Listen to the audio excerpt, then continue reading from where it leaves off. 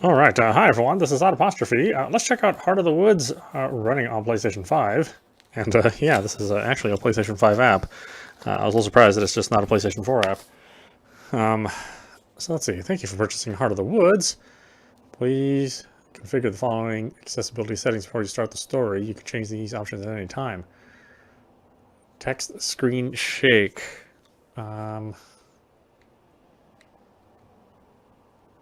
I guess, sure, that's fine. Let's see, we'll disable audio cues. When music changes, sound plays, or ambience begins, a small notification will appear in the corner. For music files, it will state the song name. For sound and ambience, it will show a short text description. I suppose that's fine.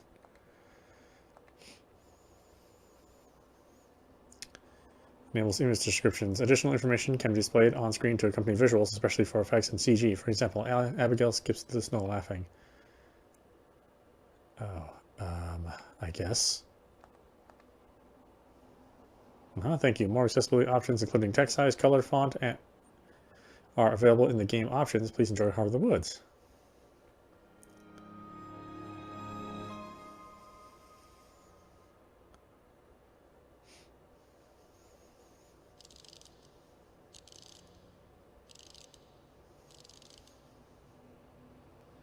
Oh, okay, so the visuals are upscaled. I thought it would just be a 1080p game.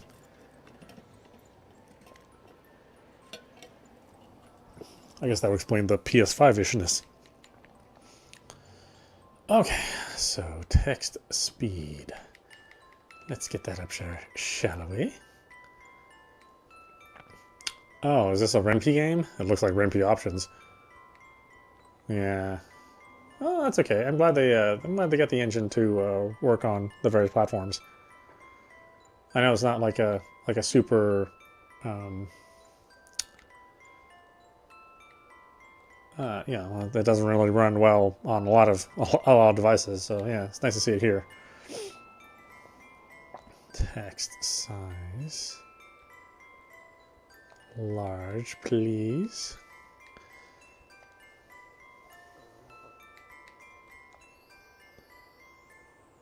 Chapter 1.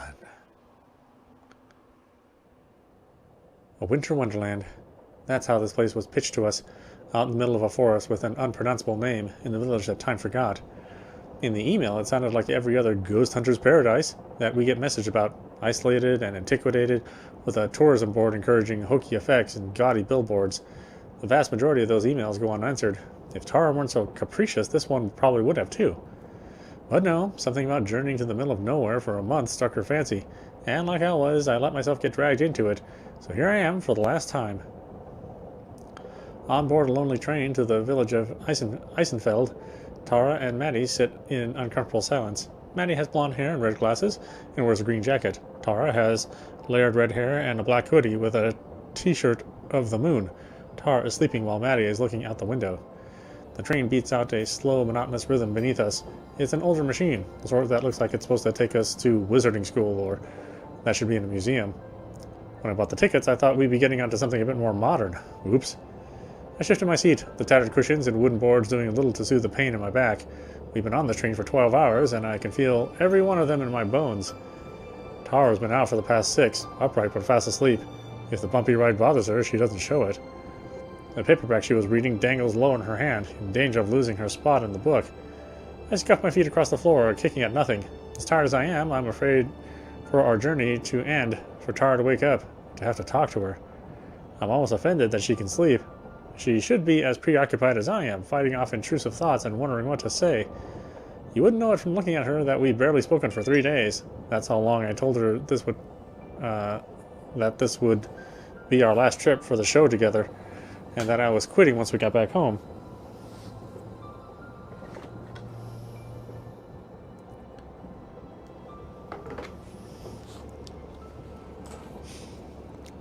Everything since then, packing, booking our tickets, finding someone to take care of the cat while we're gone, happened in a blur. We've been cordial, but that's it. My head hurts, but it tells me I made the right decision. Yawning, I lean back against my seat and pretend it's comfortable. The cushions are unnoticeable, as if nearly as firm as the wood floor beneath us. A heater in the corner hams and haws like an old man, but it's not nearly powerful enough to fight off the chill. I desperately wish I could sleep too, but one of us needs to be awake when we get to the station, and that should be any minute now. Plus, I've never been able to fall asleep on planes or trains anyway. My eyes are sore, and I rub one of them as I press my cheek to the cold window. Outside, it may as well be another world compared to the city we left behind. If not for the moonlight, I wouldn't be able to see anything, but the soft white glow makes the snow and nearby forest glisten like it's under some sorceress's spell. A winter wonderland. The trees are all bare, save for the blanket of snow that covers them. Their empty branches look like something out of a kid's Halloween movie, shaking in the wind as if possessed. They seem to stretch on forever, farther than I can even see. It's more like an ocean than a forest. Morgan certainly wasn't exaggerating when she said this place was remote. Intermittent lights flicker amongst the trees in the distant darkness, which I assume come from either winter campers or hermits. I'd call them crazy, but I'm about to be in the exact same position. Something catches my eye, way out in the woods. One of the trees, barely visible, seems to shake in a different way than the rest, as if blown by a different breeze. A thin layer of frost is beginning to form on the outside window as I push my face against it, turning to try and find whatever it was I saw.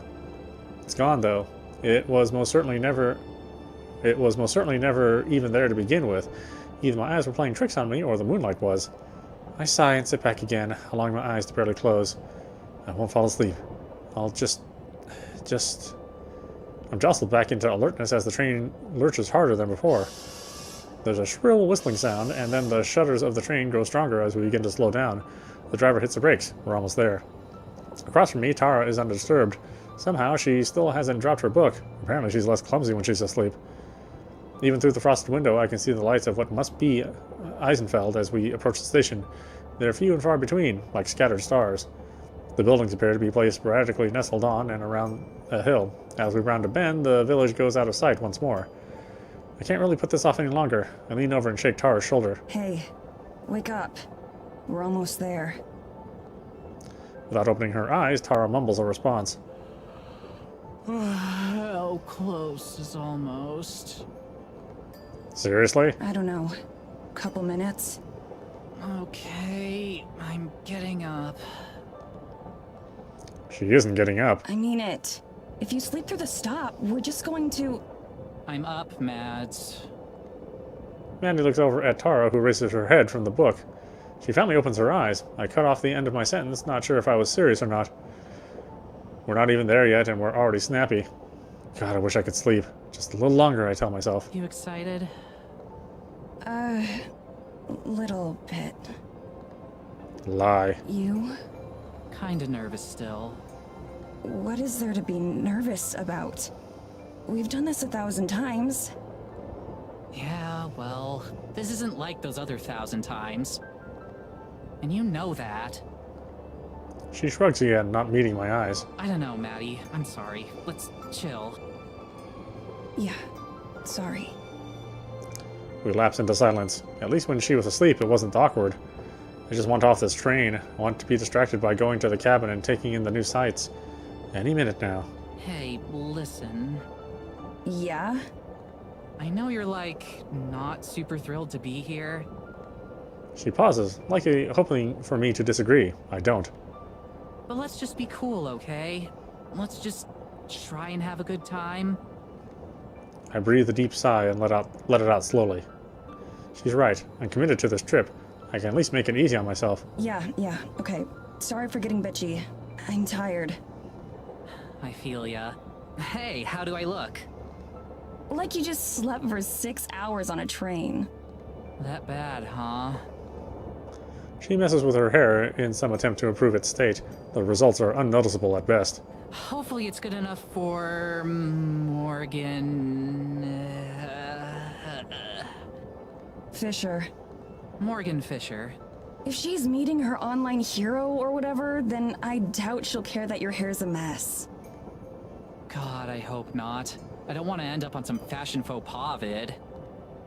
For real though, if she's super fangirly, then let's just let her get it out of her system and hopefully she won't make things weird later. Making things get weird later is kind of our specialty though. Yeah, true. But hey, it got us to 250,000 subs, so like, we must have been doing something right. I just nod. I still can't help but fixate on how everything she says is past tense. It's over after this. It's fully my decision. All I have to do is say the words and the things will go back to normal. I doubt Tara would ever bring it up again if I asked her not to. It'd be so, so easy.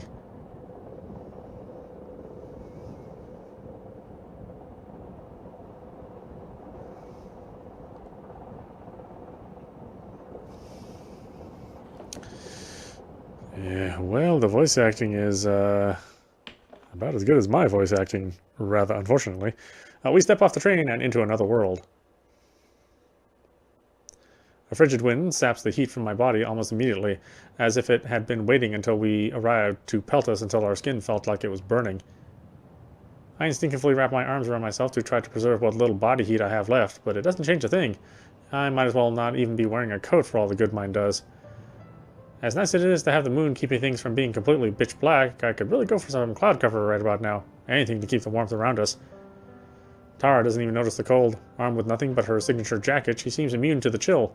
She's oohs and ahs all over the rustic train platform, like there might be a ghost hiding in the rafters. Just a minute later, the train rumbles off into the night, leaving us behind. Not a single passenger boarded. Tara watches it go, nodding in approval. Okay, this place is already killing it in terms of atmosphere. It's like she's completely forgotten the uncomfortable energy that had filled the train, back to her usual overly excited self. I should probably be bitter, but instead I can't help but feeling jealous of how she can just shake it off.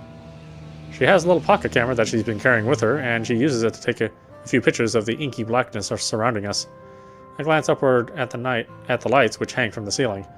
They're small candles lit with real flame, as opposed to electric. One of them has blown out and swings uselessly in the bridge. They're about as ineffective at keeping away the darkness as my coat is at keeping me warm. The low light will surely ruin Tara's photos, but she's snapping away without a care. You know none of those are actually going to be visible, right? She ignores me. I probably should have just let her enjoy the moment. This place really does feel super eerie. Listen. I do, and as it becomes apparent what she's referring to, the silence. All around us it's quiet. Even the sound of the train has faded, leaving us in total solitude. The flickering lights of Eisenfeld seem impossibly far away, though I know it can't be more than a half-hour's walk. It's so quiet. Isn't that cool? We're definitely not in Kansas anymore. That's one way to put it. I strain my eyes and ears looking for any hint of Morgan, who's supposed to be picking us up. You'd think the sound of a car's engine would carry pretty far out here. For real though, I think this could be the place where we finally get some hard evidence. Something solid. She says this every time, but she usually sounds like she means it more. Just look at it. Something's gotta be out there. I can feel it. We both look off towards the trees. From the train, it was difficult to see where they ended. Here on the platform, it's impossible. My expectations aren't any higher than usual, though, which is to say, non-existent. I wonder if Tara really believes what she's saying either. When she speaks again, her voice is quiet. That would be the perfect send-off, wouldn't it? Her words sting. Damn it, not here. Not already. I want to try and deflect away from this somehow, to set her back on her path. Let her enjoy this moment without me spoiling it. Who knows? Maybe this will be the one that finally gets you a con panel so you don't have to crash someone else's. That was one time, and their panel would have sucked without me. Her voice has an edge of her typical bravado again. It's a relief to hear. She returns to her camera, and I give myself a moment to try and take in my surroundings. Supernatural or not, there's something oddly serene about this place. That said, I'd like it a lot more if it wasn't so damn cold. I shiver and cross my arms even tighter. Surely Morgan will be here soon. I can't wait to see the village tomorrow. I hope it's like one of those museum exhibits with the little replica towns and people. In what way? Like, architecturally. She sounds the words out slowly. All rustic and old-timey. I can't imagine that it'll be that different from home. They've got to be modern enough for Morgan to watch Paranormal after all. If you're expecting people to be walking around in monocles and waistcoats, you're gonna be disappointed. And here I thought I'd finally get a chance to show off how amazing I'd look in a top hat. I'm sure you'd be the teen heartthrob of the Victorian era. She gives me a brief snort of amusement. Her response feels more muted than usual, but the fact that we're still able to banter is a good sign. I'm glad I can cheer her up, even if I was the cause of her low mood in the first place. However, after a moment, she looks back at me. Her expression is serious for once. Okay, so about Morgan. Like I said before, let's give her a chance to get all the excitement out of the way first. We should be nice and friendly, but let's try to keep it professional. I never thought I'd hear you, of all people, say that. I find myself flashing back to all the unprofessional situations I've had to extricate Tara from, ranging from bad one-night stands to actual police custody. There are a lot of ways I could describe Tara, but professional is definitely not one of them. Hey, I usually make a good first impression. It's just the second impression and beyond that you've got to watch out for. Yeah, this voice actor has an interesting accent. Every end of the sentence, instead of dropping down for the period, this voice goes up for the period. Weird. I laugh out loud and I catch her smirking before she looks away. She can play it cool all she wants, but I can tell from the way she's bouncing up and down that she's undeniably excited for this fangirling she mentioned. It's usually one of her favorite parts. I'm sure a little ego boost will go a long way right about now. I can feel myself hop back and forth slightly as well, but that's more out of a desire to keep my blood flowing. Thankfully, it isn't too long before I can see the silhouette of someone approaching through the storm. Oh, thank God. It's gotta be her, right? Given that we're the only people out here, I really hope so. As the girl gets closer, she gets easier to see. She's not exactly an imposing figure, but she moves with purpose. She's carrying a large thermos, which she raises in greeting as she approaches. Morgan has orange hair, green eyes, and a handmade sweater. She doesn't emote as she approaches the girls on the empty train station. I wave back. One of the things I notice about her is that for some ungodly reason she's not wearing a coat. All she's got to protect her from the frigid weather is what looks like a hand-knit sweater, much like Tara. When she reaches the platform, she greets us with nothing more than a tired smile and a small nod. Not exactly the geeking out Tara was expecting. Hey there, you two. Sorry I'm late. Her voice is friendly, but flat. She sounds like she hasn't slept in days. Tara looks a bit taken aback by how subdued she is. Recovering quickly, she puts on her big celebrity grin. Oh, no worries. Are you Morgan? That's right. It's really nice to meet you, Tara.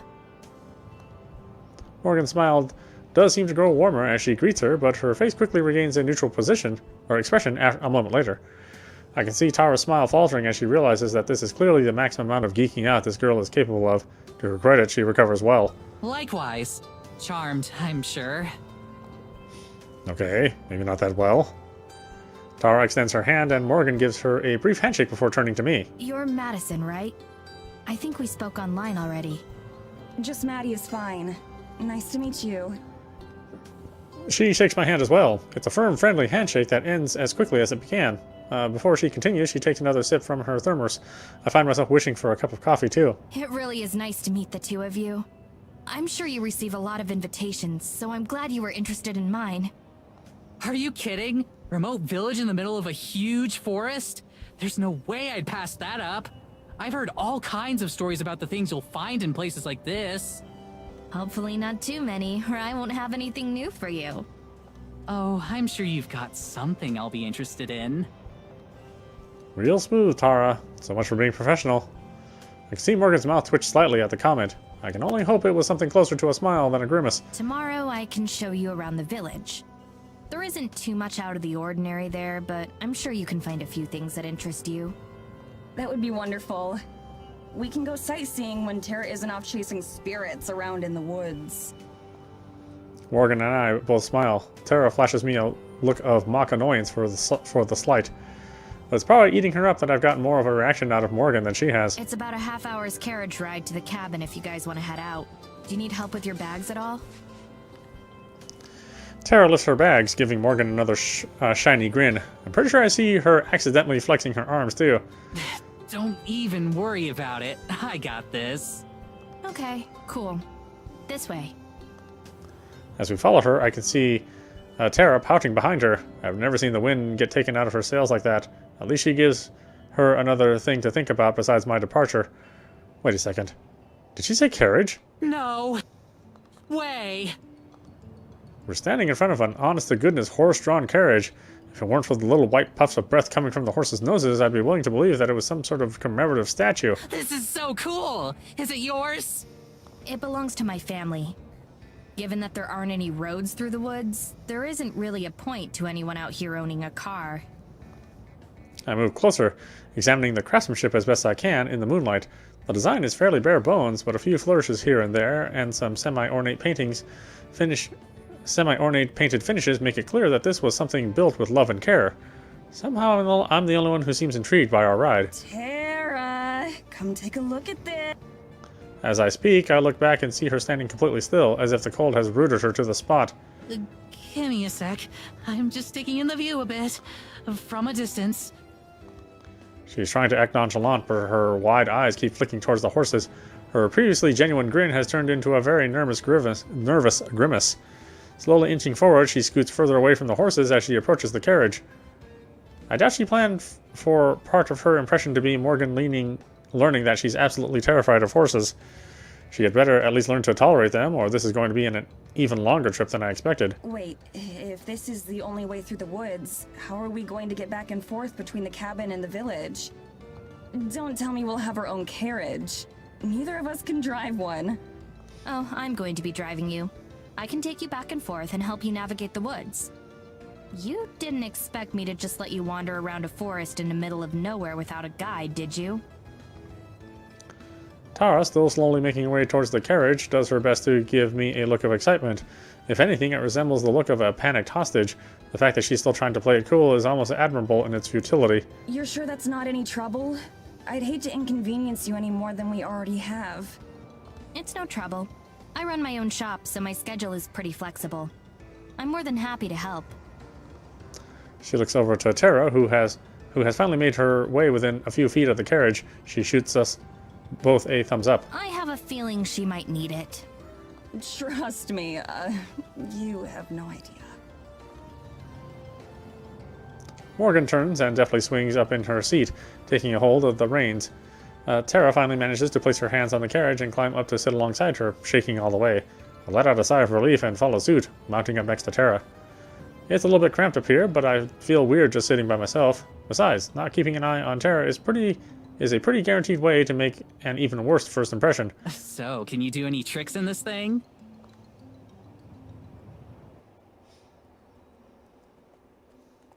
The path to the cabin turns out to be a complicated one. We've been making twists and turns through the trees for a few minutes, but Morgan seems to know exactly where she's going. Not even the dark can stand in her way. You can navigate through all this with just that little lantern? How can you see landmarks? Don't worry, I know these woods better than just about anything. Besides, the moonlight is more than enough for me. I can't help but feel embarrassed as I think about all the times I had to use a flashlight on my phone just to find something I dropped in the car. I definitely wouldn't last out here. Looking over, I can see Tara bouncing her leg, probably about to launch into a torrent of questions for Morgan. After that flubbed introduction, she's clearly a little less gung-ho than usual, but I know that won't stop her. As such, I should probably get my handling of the actual adult stuff out of the way quickly before it gets lost in the noise. Is there anything about the town or the people that we should know? Local customs, things to avoid saying, that sort of thing? Morgan thinks about it for a moment, silent. There's a curfew at midnight. Also, you're not supposed to go too far into the forest. I ignore both of those rules a lot. Most of the villagers tend to be sticklers about them, though. Great, so our host is a troublemaker. I guess that means Tara will be in good company. So, while we're on our way, could you maybe tell us about some of the specific supernatural occurrences you've seen here so far? Here she goes.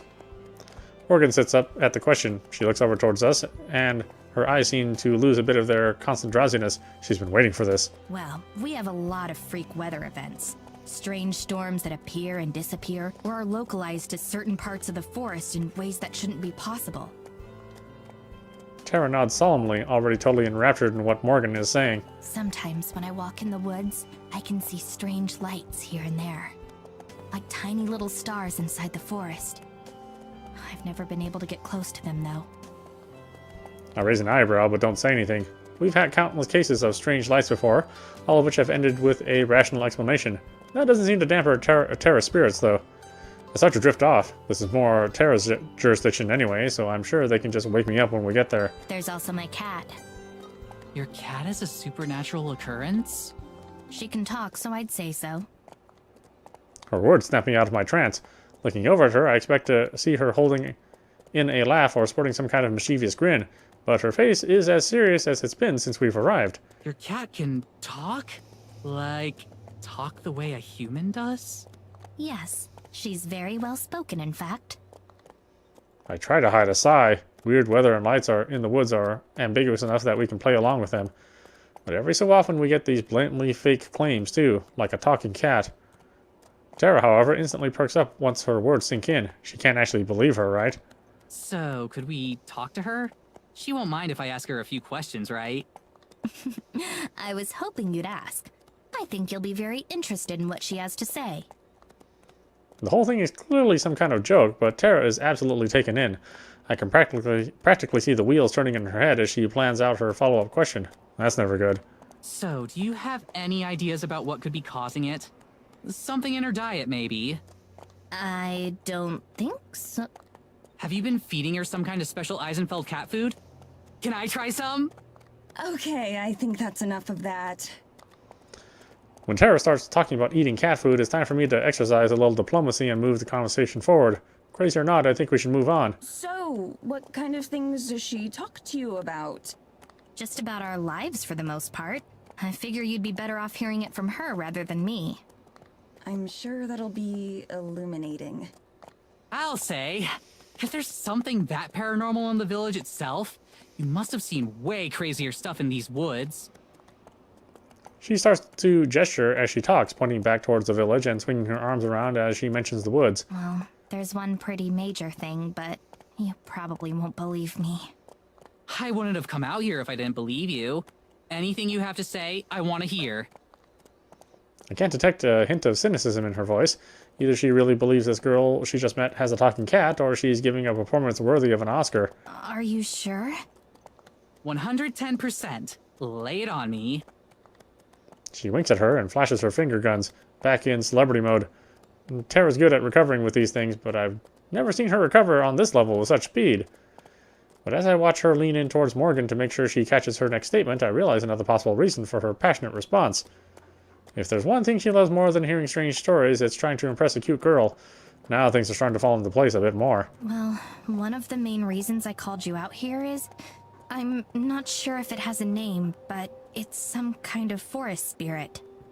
Spirit? Like a ghost or something? No, something physical.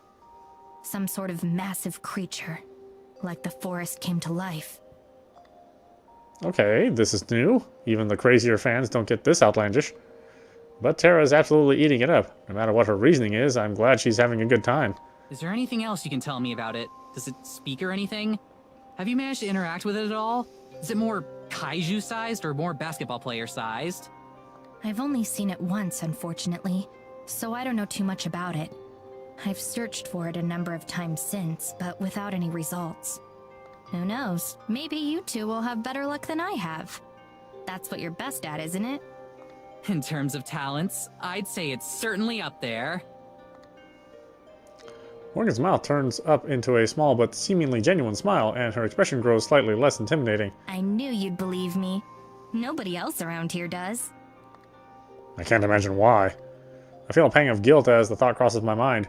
As crazy as her story sounds, it can't possibly be easy feeling rejected in a community this isolated. No wonder she was so eager to bring us into the fold. So, how far away would you say we are from the cabin?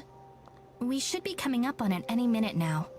I'll help the two of you get situated and then head back. I'll be happy to tell you more about the spirit tomorrow. Thank God. Oh yeah, great.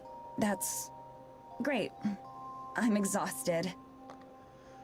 That much isn't a lie. All I want to do right now is pass out. We pass the last of the houses I can see, but the sparsely marked path continues towards the forest.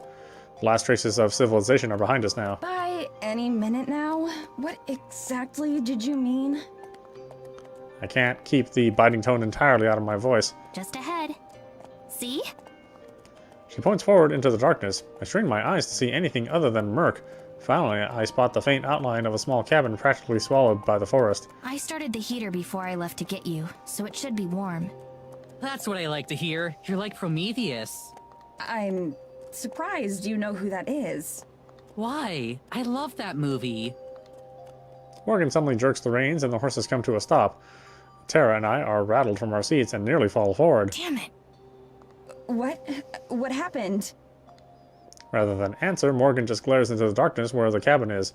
I strain to see what she does as my heart starts to race. Is it a wild animal? A bear? Wolf? There's the sound of footsteps as a shadow detaches itself from the cabin and moves towards us. A human shadow. An older woman comes into view, stopping just at the edge of the lantern's light. A stern, older-looking woman steps out from in front of the cabin. She has the same orange hair as Morgan. She's clearly related to Morgan. Her angular features and steely eyes, barely visible in the dark, make her look like she stepped out of a Baroque painting. Why are you here? I came to greet our guests.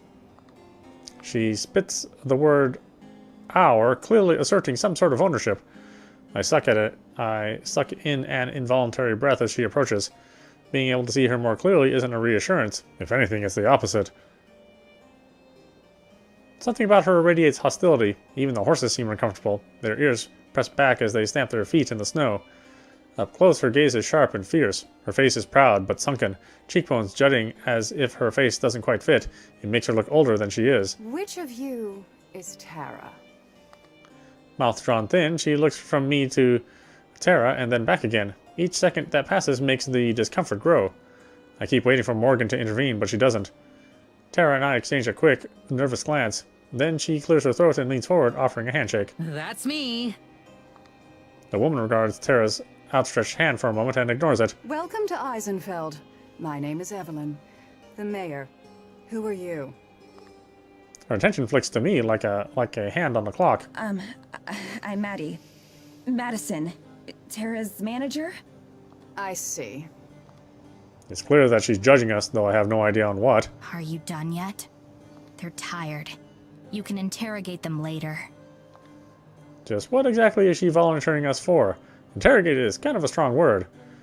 Our host makes absolutely no effort to disguise the loathing in her voice. In a town as small as this one, I can't imagine that speaking to someone as important as the mayor like this is a good idea. Though Evelyn appears entirely unfazed. She remains in the middle of the trail, blocking our path. She and Morgan stare each other down while Tara and I sit in painfully uncomfortable silence. After at least a minute, the mayor finally steps out of the way and heads back up the way we came. We'll speak later. It's clearly a command, not a request. The carriage sits immobile until the sound of Evelyn's footsteps are lost to the night. And even beyond that. So she seems nice. Her statement seems to snap Morgan back into the present. Morgan flicks the reins and we begin moving again. She turns around to face us, looking genuinely apologetic. I'm so sorry about that. I thought she'd at least wait until tomorrow, and I'd have some time to prepare you beforehand. Is she your mom? Technically. What? No way! How could you tell? The family resemblance? Morgan purses her lips. Unfortunate, isn't it? Long story short, I didn't tell her that you were going to be staying here until this morning. I'm speechless, hoping that it's just a joke and the punchline fell flat. But Morgan's clearly serious. For the second time in a handful of minutes, I'm wondering what we've gotten ourselves into. Tara laughs, though I can tell it's forced. Well, it's no big deal, right? It's not like she runs your life. Silence. Right? Eventually, Morgan nods. Right. We shouldn't get into it right now, though. I'm sure you'd rather sleep tonight. I can see Tara gathering the breath to disagree and tell Morgan that we'd love to hear all about her family issues right now, so I headed her off. Yeah, we would. Whatever family drama it is that she's gotten us involved in, it can at least wait until I'm not about to pass out. The carriage comes to a stop just a few feet away from the door. A small stone path has the snow cleared away from it and leads to a short flight of stairs. We're facing a large window, although it's dark and impossible to see into. Morgan vaults out of the carriage, nimbly landing on her feet. I'll unlock the door. Your luggage already came in too, so it's inside. Tara launches herself out of the carriage just like Morgan did, and then she quickly scurries away from the patient horses, eyeing them for any sudden movements. I climb down as she stands at an extremely safe distance away. I can't carry all of this on my own, you know. I toss her bag and she lurches to catch it, barely keeping it from landing in the snow. We stand back and watch as Morgan fiddles endlessly with the lock on the door, pushing and trying over and over again. Now that we're so close to the end, I can feel the last of my reserves of energy rapidly draining. The bags in my arms feel like they weigh 1,000,000 pounds. So, what do you think? She mutters as quietly as she can, though her timing couldn't be worse. I think I want to go to bed. Same as ever, then. You know me. Rubbing my arms, I peer into the forest. Just beyond the first few lines of trees, everything fades into an inky blackness, thick and impenetrable. I shiver, not entirely because of the cold. The cool breeze rattles the empty branches as they scrape against each other, mimicking the way I'm trying to stay warm. Finally, there's a banging sound as Morgan solves the mystery of the lock and nearly falls through the door. She pokes her head back through like nothing happened. I got it open. Hallelujah. I haul my way inside and into the blessed warmth. It's been so long since we've been near a working heater. A small lamp on the side table casts a light over the small room. Our luggage, as promised, is scattered haphazardly around the living room, just like home.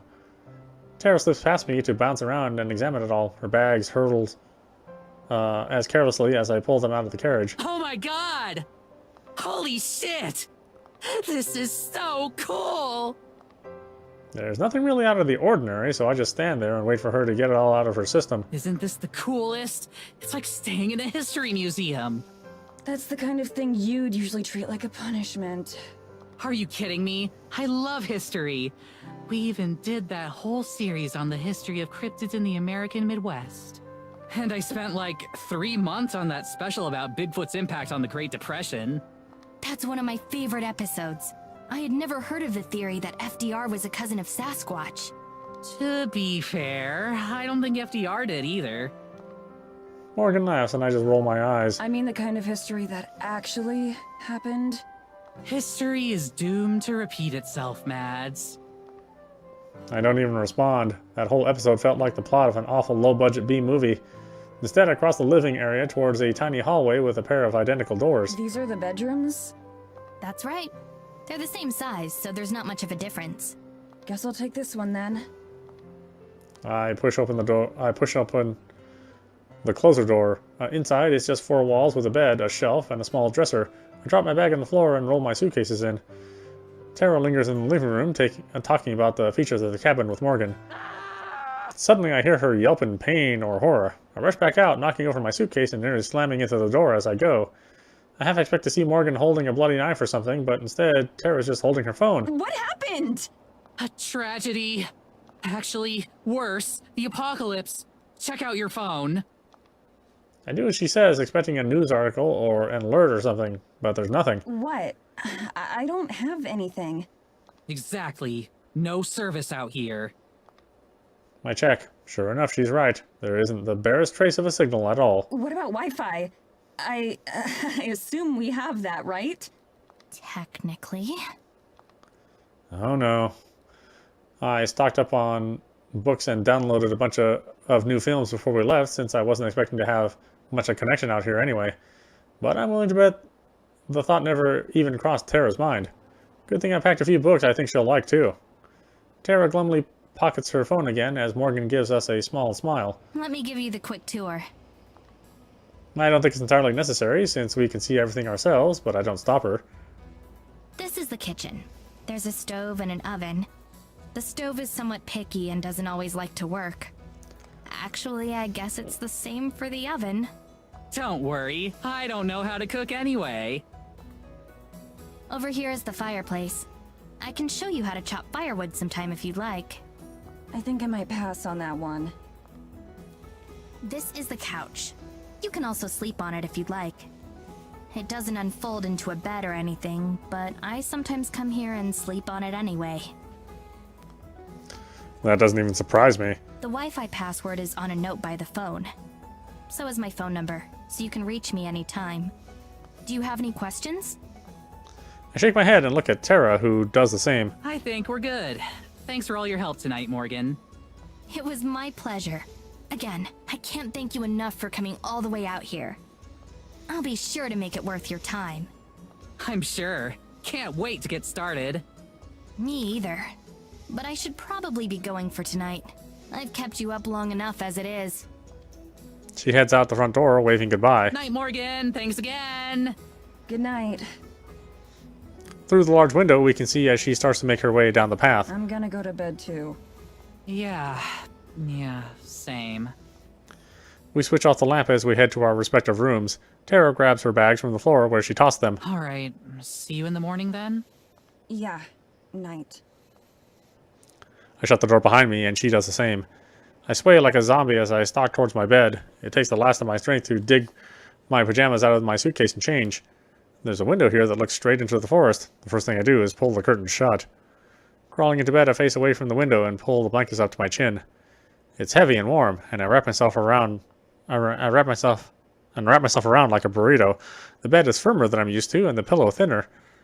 There are like 3 other blankets though, so I ball one of them up and use it as a second pillow. I try to get comfortable as my thoughts start to drift off. A detached part of me is glad that the timing worked out well enough to avoid jet lag. All in all, aside from the Wi-Fi, this is pretty nice as far as accommodations go, especially since we're not paying for it. It seems strange that Morgan would come all this way out here just to take naps sometimes, but I can already tell that most of what Morgan does would be considered strange. Strange but harmless, I don't mind. But when I think of her mother, the mayor, a chill runs down my spine and I bundle myself even more tightly in the blankets. I should give her a second chance, though, especially if she didn't have any warnings about our arrival. Stands to reason that she'd be annoyed at Morgan renting out her family's cabin like that. When I think of it that way, her reaction seems pretty justified. I'll just be extra polite to her next time we meet. Hopefully it isn't an interrogation like Morgan said. That was probably just her being dramatic. I yawned, wishing sleep would come faster. I expected to be out before my head even hit the pillow, not lying here with my thoughts racing. I try to block out everything and focus on my breathing. In, out.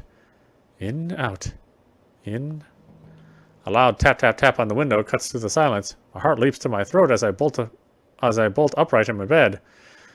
I get tangled in the blankets and scramble to haul them off me. With one hand, I desperately feel for my glasses nearby. I finally find them and shove them on my face, nearly jabbing my eye out. With horror, I look to the window. The one that made me uncomfortable from the start. It's Morgan. Lantern in hand, fist raised against the glass. She stands there patiently. If she knows what kind of emotional roller coaster she just put me through, she doesn't show it. Shakily, I walk over to the window, not even switching on the lamp. With some difficulty, I wrench it open, disturbing a small amount of snow. Yes? It's the best I can manage. Anything longer, and I'm not sure I could keep it civil. Sorry, I forgot to tell you. Please be ready to go by 8, and I'll come pick you up. I just blink, unable to comprehend what I'm hearing. Is that okay? We could make it 8:30, but no later. No, 8 is fine. Is that all? That's right. Have a good night. Sorry if I disturbed you.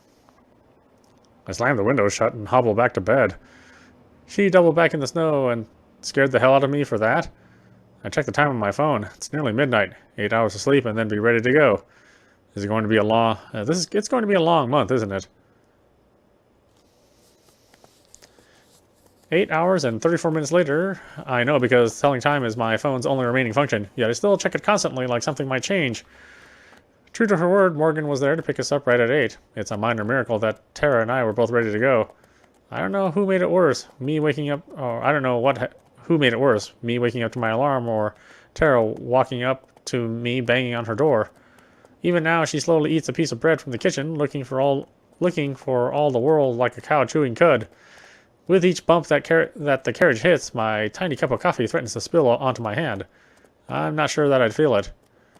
After answering Morgan's perfunctory questions about our first night, we spend the rest of the ride in silence. She didn't acknowledge at all how she had knocked on my window. Apparently it wasn't remarkable enough for her to deserve another mention. I watch her from over her shoulder as we now approach the town. From the train last night, the scattered lights made Eisenfeld appear to be a lot larger than it really is. Now in the daylight, I have to strain my eyes to pick out some of the buildings against the hills and snow. Tara's missing it all, staring at her feet. Crumbs litter the floor beneath her.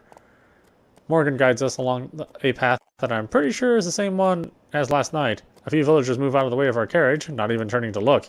It must be a regular occurrence. Even though it's hard for anyone to see us here, I still feel self-conscious. I clutch the bag of camera gear tighter to my chest, hiding myself behind it. There aren't any other carriages on the road, nor anything bigger than a pushcart. So we stand out. So we still stand out, at least in my head. If the situation is at all awkward or out of the ordinary to Morgan, she doesn't show it. She pulls the reins and the carriage comes to a stop in the road. There aren't as many other people up here. But what few there are give us a wide berth. And here we are. Tara finally perks up, the words clearly spoken for her benefit. It takes a moment for her to realize that we've made an entrance, but as soon as she does, she's in showbiz mode. She leaps to her feet, throwing off the exhaustion like a disguise. Here we are indeed. Alright. Why don't we stop it there? Now, this is Apostrophe, and you've been watching Heart of the Woods. Running on PlayStation 5. Well, I will say that at least it takes advantage of the PlayStation 5 resolution. I mean, it's a very, very crisp picture. You know, it's a standard RenP engine game, or I think it's a RenP engine game. It certainly behaves like it. So we've got some good visuals, we've got transitions, we've got some music in the background, which is, you know, doesn't interfere at all with the going on. It's good background stuff, doesn't distract. So far, the dialogue is pretty well written. The art's, I think it's well drawn. I have to say, though, I am surprised at Tara's voice acting. It definitely does not feel like something that is North America or is American. It feels more Canadian-ish or maybe West European. So just the way the inflexes happen doesn't seem like something I'm readily used to hearing in any parts of the continental United States. So. Yeah, it is throwing me off, the way the highs and lows hit that character's voice. But I don't know. I mean, it's different, certainly. And I will say it is surprising to find some voice acting in this game. It wasn't something I was expecting, especially for an indie visual novel. But yeah, I think this could be good. You know, we've got some supernatural elements, and so far there aren't any male characters in the game, so maybe we'll run into one. I don't know. If it's an all-female cast, that's fine too, obviously. But be curious to see if that was the choice the authors made. Anyway, I hope you enjoyed watching. I will see you at the next stream.